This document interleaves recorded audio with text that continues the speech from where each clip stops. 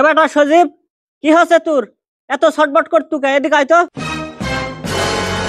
আরে আব্বা আস্তে কথা কও, বেড়ে আমার দুই বন্ধু আমাকে খুঁজিতে, ওরা সে কোনো প্রশ্ন জিজ্ঞেস করলে তুমি একটাই উত্তর দিবেন, খালি ইয়েস। আচ্ছা বাবা, ঠিক আছে। স্যার, আমার পুরা বিশ্বাস ওই এই বাড়িতে কোনো জাত লুকাইছে। এবার তোমরা কারা?